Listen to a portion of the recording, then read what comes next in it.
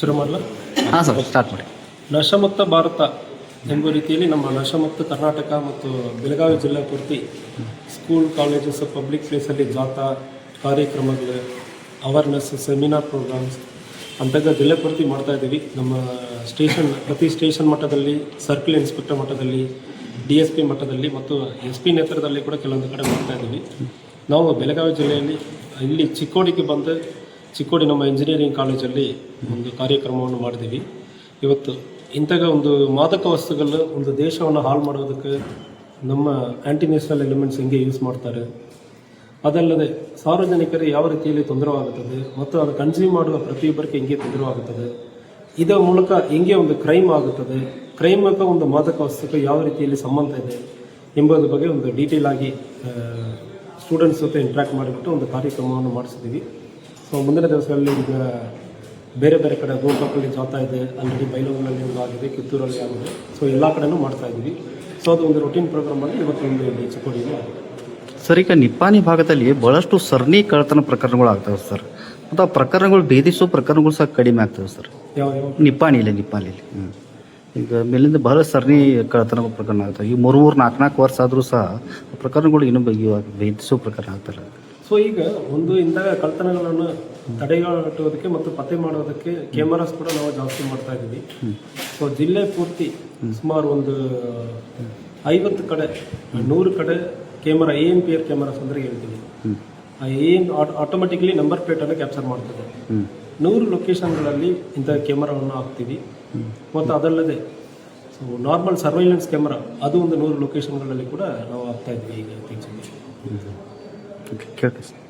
Sir, ಗಡಿ ಭಾಗದಲ್ಲಿ ಸಾಕಷ್ಟು ಅಪರಾಧಗಳು ಮಹಾರಾಷ್ಟ್ರ, ಕರ್ನಾಟಕ ಈ ಕಡೆ ಆರೋಪಿಗಳು ಆ ಕಡೆ ಹೋಗ್ತಾರೆ, ಅದಕ್ಕೆ ಏನು ವಿಶೇಷ ಏನು? ಸೊ ಕೋಆರ್ಡಿನೇಷನ್ ಮೀಟಿಂಗ್ ಪೀರಿಯಾಡಿಕ್ಲಿ ಇಲ್ಲಿ ಲೋಕಲ್ ಆಫೀಸರ್ಸ್ ಮಾಡ್ತಾನೆ ಇರ್ತಾರೆ. ಸೊ ಗಡಿಪಾಗಳೇ ಅಲ್ಲಿ ನಾನು ಹೇಳಿದ್ದೀನಲ್ಲ, ಗಡಿಪಾಗಳಲ್ಲಿ ಈವನ್ ಇಂಟೀರಿಯರ್ ರೋಡ್ಸಲ್ಲಿ ಈಗ ಬೋರ್ಗಾನ್ ರೋಡ್ ಥರ ಇರಲಿ, ಪ್ರತಿಯೊಂದು ಮಹಾರಾಷ್ಟ್ರಗೆ ಹೋಗುವ ಸಣ್ಣ ಪುಟ್ಟ ರೋಡಲ್ಲಿ ಕೂಡ ಈಗ ಡಿಸ್ಕಷನ್ ಕೂಡ ನಾವು ಮಾಡಿದ್ವಿ. ಇಲ್ಲಿ ಕ್ಯಾಮರಾಸನ್ನು ಮಾಡಬೇಕಂದ್ರೆ ಆಫೀಸರ್ಸ್ ಜೊತೆ ಡಿಸ್ಕಷನ್ ಮಾಡಿ ಮಹಾರಾಷ್ಟ್ರ ಬಾರ್ಡ್ರ್ ಎಲ್ಲಿ ಇರ್ತದೋ ಅಲ್ಲಿಂದ ಬಂದು ಅಫೆನ್ಸ್ ಮಾಡಿ ಯಾರು ಹೋಗುವಾಗ ಗೊತ್ತಿಲ್ಲದೆ ಯಾರು ಹೋಗಬಾರ್ದು, ಕ್ಯಾಮರಾನಲ್ಲಿ ಕ್ಯಾಪ್ಚರ್ ಆಗಬೇಕು. ಅದರಿಂದ ನಾವು ಪತ್ತೆ ಮಾಡ್ತೀವಿ ಅಂದರೆ ಮುಂದಿನ ದಿವಸಗಳಲ್ಲಿ ಅವರು ತಪ್ಪು ಮಾಡೋದಕ್ಕೆ ಭಯ ಇರ್ತದೆ, ಇಲ್ಲಿ ಬರೋದು ಕಡಿಮೆ ಆಗ್ತದೆ. ಆ ಉದ್ದೇಶದಲ್ಲಿ ಸರ್ವೈಲೆನ್ಸನ್ನು ಇನ್ನೂ ನಾವು ಜಾಸ್ತಿ ಮಾಡ್ತಾ ಇದ್ದೀವಿ. ಸರ್, ಮೀಟರ್ ಬಡ್ಡಿ ಬಹಳಷ್ಟು ಪ್ರಕರಣಗಳು ಇದೆ ಸರ್, ಅದ್ರ ಬಗ್ಗೆ ವಿಶೇಷ? ಮೀಟರ್ ಬಡ್ಡಿ ಬಗ್ಗೆ ಸಾರ್ವಜನಿಕರಿಗೆ ನಾವು ಏನು ಹೇಳ್ಕೊಡ್ತೀವಿ ಅಂದರೆ, ದಯವಿಟ್ಟು ಯಾರು ಎದುರ್ಕೊಳ್ಳಬೇಡ. ಯಾರು ನಿಮಗೆ ತೊಂದರೆ ಕೊಡ್ತಾರಂದ್ರೆ ನೀವು ಬಂದು ನೀವು ಕಂಪ್ಲೇಂಟ್ ಕೊಡ್ತೀರಂದ್ರೆ 100% ನಾವು ತೊಗೊಂಡು ಕೇಸನ್ನು ದಾಖಲು ಮಾಡ್ತೀವಿ.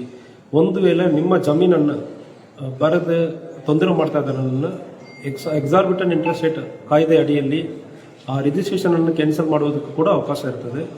ದಯವಿಟ್ಟು ನೀವು ಮುಂದೆ ಬರಬೇಕು, ಸಾರ್ವಜನಿಕರು ಮುಂದೆ ಬನ್ನಿ, ಯಾವುದೇ ಯಾರಿಗೆ ಹೆದರಿಕೆ ಬೇಡ, ನಾವು ನಿಮ್ಮ ಜೊತೆಗೆ ಇದ್ದೀವಿ. ಮೀಟರ್ ಬಡ್ಡಿ ಯಾರು ಅಂತಾಗ ಮಾಡ್ತಾರಂದ್ರೆ ಅದಕ್ಕೆ ಅವಕಾಶ ಕೊಡಬೇಡ, ನೀವು ಪೊಲೀಸಲ್ಲಿ ಕಂಪ್ಲೇಂಟ್ ಕೊಡಿ, ನಾವು ಕ್ರಮ ಕೈಗೊಳ್ತೀವಿ. ಸರ್, ವಿಶೇಷವಾಗಿ ಯುವಕರು ಸೈಬರ್ ಕ್ರೈಮ್, ಹನಿ ಟ್ರ್ಯಾಪ್ ಅಂತ ಭಾಳಷ್ಟು ಪ್ರಕರಣ ಆಗ್ತದೆ ಸೋಷಿಯಲ್ ಮೀಡಿಯಾ ಮುಖಾಂತರ, ಅದರ ಬಗ್ಗೆ ಏನು ಯೋಚಿಸ್ತೀರಿ ಸರ್ ಯುವಕರಿಗೆ? ಸೊ ಸೈಬರ್ ಕ್ರೈಮಲ್ಲಿ ಇತ್ತೀಚೆಗೆ ಇನ್ವೆಸ್ಟ್ಮೆಂಟ್ ಫ್ರಾಡ್ ಅಂದರೆ ಭಾಳಷ್ಟು ನಡೀತಾ ಇದೆ. ಸೊ 1 ಲಕ್ಷ ಕೊಡ್ತೀರಂದ್ರೆ 1 ವರ್ಷದಲ್ಲಿ ಅದು 2 ಲಕ್ಷ ಆಗ್ತದೆ ಅಂದರೆ ಡಬ್ಲಿಂಗ್ ಅಂದರೆ ಹೇಳ್ತಾ ಇದ್ದಾರೆ.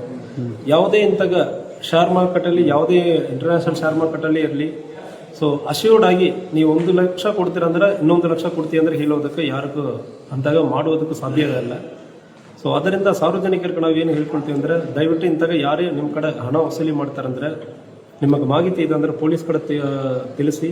ಅಂತಾಗ ಕೊಟ್ಟಿದ್ದೀರಂದ್ರೆ ತಕ್ಷಣ FIR ಮಾಡಿ 100% ಅಂತಾಗ 1 ಲಕ್ಷಕ್ಕೆ ವರ್ಷಕ್ಕೆ 1 ಲಕ್ಷ ನಿಮಗೆ ಸಂಪಾದನೆ ಮಾಡಿ ಅವ್ರು ಕೊಡೋದಕ್ಕೆ ಸಾಧ್ಯನೇ ಇಲ್ಲ. ಅಂತಾಗ ಅವ್ರು ಸಂಪಾದನೆ ಮಾಡೋರು ಅವ್ರ ರಿಲೇಟಿವ್, ಅವ್ರ ಸಂಬಂಧಿಕರ ಕಡೆ ಮಾಡಿ ಕೊಡೋದಾಗಲ್ಲ, ಅವ್ರು ಯಾಕೆ ನಿಮ್ಮ ಕಡೆ ಬರ್ತಾ ಇದ್ದಾರೆ. ಸೊ ಇನಿಷಿಯಲಿ ಒಂದು 4 ತಿಂಗಳಿಗೆ 5 ತಿಂಗಳಿಗೆ ಕೊಡ್ತಾರೆ. ನೀವು 1 ಲಕ್ಷ ಕೊಡಿ, ತಿಂಗಳಿಗೆ ಒಂದು 6,000 8,000 ಕೊಡ್ತೀವಿ ಅಂದರೆ ಹೇಳ್ತಾರೆ. ಸೊ 6 ತಿಂಗಳಲ್ಲಿ ಅವರು 7 ತಿಂಗಳಲ್ಲಿ ನೀವು ಕೊಟ್ಟಿರೋ ಹಣದಲ್ಲಿ ಒಂದು 50,000 ಕೊಡ್ತಾರೆ. ಅದನ್ನು ನಿಮ್ಮ ರಿಲೇಟಿವ್ಗೆ ನೀವು ಹೋಗಿ ಹೇಳಿ ಅಂದರೆ ಹೇಳ್ತಾರೆ. ಇದೇ ಥರ ಒಂದು 100 ಜನ ಕಡೆ ತೊಗೊಂಡಾದ್ಮೇಲೆ ಊರು ಬಿಟ್ಟು ಹೋಗ್ತಾರೆ. ಸೊ ಇದು ನಡೀತಾ ಇದೆ. ಅದಕ್ಕೆ ಯಾವುದಕ್ಕೆ ಅವಕಾಶ ಕೊಡಬೇಡ. ಇಂತಾಗ ನಿಮಗೆ ಯಾವುದೇ ರಿಟರ್ನ್ಸ್ ಸಿಗೋದು ಸಾಧ್ಯನೇ ಇಲ್ಲ. ಸರ್, ಈಗ ಆ್ಯಪ್ ಮುಖಾಂತರ ಕಂಪ್ಲೀಟ್ ಮಾಡ್ಬೇಕಂತ ಹೇಳ್ತಿರ್ತಾವೆ, ಯಾವುದೋ ಹೆಸರು ಇದು ಮಾಡಲ್ಲ ಅಂತ ಬಹಳಷ್ಟು ಫೇಕ್ ಕಾಲ್ಸ್ ಇರ್ತಾವೆ ಸರ್.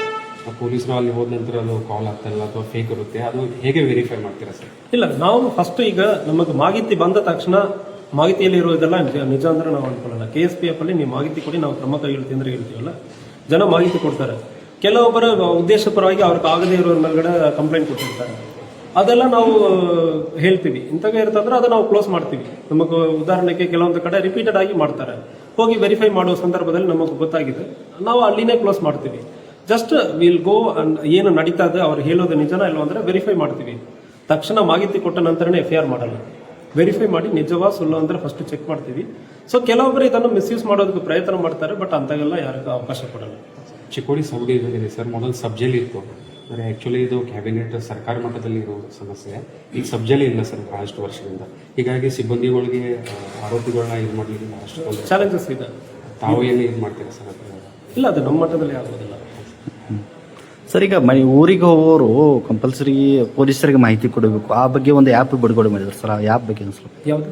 ಈಗ ಊರಿಗೆ ಹೋಗ್ತಾರಲ್ಲ, ಊರಿಗೆ ಮನೆ ಬೇಕಾಗಿ ಊರಿಗೆ ಹೋಗ್ತಾರೆ, ಹೋಗೋಕ್ಕಿಂತ ಮುಂಚಿತವಾಗಿ ಆ್ಯಪ್ನಲ್ಲಿ ಮಾಹಿತಿ ಕೊಟ್ಟು ಊರಿಗೆ ಹೋಗ್ಬೇಕಂತ ಆ್ಯಪ್ ಬಂದಿದೆ ಸರ್. ಲಾಕ್ಡ್ ಹೌಸ್ ಅಂದ್ರೆ ನೀವು ಹೇಳ್ತಿದ್ದೀರ ಲಾಕ್ ಹೌಸ್. ಇದರಲ್ಲಿ ಕೆಲವೊಂದು ಚಾಲೆಂಜಸ್ ಇದೆ. ನೀವು ಟೌನ್ ವ್ಯಾಪ್ತಿಯಲ್ಲಿ ಇದು ನಾವು 100% ಎನ್ಫೋರ್ಸ್ ಮಾಡೋಕ್ಕಾಗುತ್ತದೆ.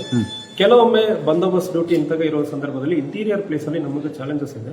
ಬಟ್ ಚಿಕ್ಕೋಡಿ ಟೌನ್ ಅಲ್ಲಿ, ನಿಪ್ಪಾಣಿ ಟೌನ್ ಅಲ್ಲಿ, ಯಾವುದೇ ಎಲ್ಲಿ ಪೊಲೀಸ್ ಸ್ಟೇಷನ್ ಇರ್ತದೆ ಅಂತ ಟೌನ್ ಮತ್ತು ಸುತ್ತಮುತ್ತ ಇರೋ ದೊಡ್ಡ ವಿಲೇಜ್ಗಳಲ್ಲಿ ನಾವು ಇದನ್ನು ಯೂಸ್ ಮಾಡೋದಕ್ಕೆ ಅವಕಾಶ ಇರ್ತದೆ. ನೀವು KSP ಆ್ಯಪ್ ಅಲ್ಲಿ ನೀವು ಹೋಗಿಬಿಟ್ಟು ಇಂತಾಗ ನಾವು ಊರಿಗೆ ಹೋಗ್ತಾ ಇದೀವಿ, ಮನೆ ಲಾಕ್ ಮಾಡಿ ಹೋಗ್ತಾ ಇದೀವಿ ಅಂದ್ರೆ ನೀವು ಅಪ್ಲೋಡ್ ಮಾಡ್ತೀರಿ ಅಂದ್ರೆ ಸಾಕಾಗುತ್ತದೆ. ಮನೆಗೆ ಬಂದು ನಾವು ಬೀಟ್ ಮಾಡ್ತೀವಿ, ಬಂದು ಚೆಕ್ ಮಾಡ್ತಾರೆ. ಚಿಕ್ಕೋಡಿ ಸಬ್ ಡಿವಿಷನ್ ಸಿಬ್ಬಂದಿಗಳು ಕೊಡ್ತೀವಿ ಬಹಳಷ್ಟು ಇದೆ ಅಂತ.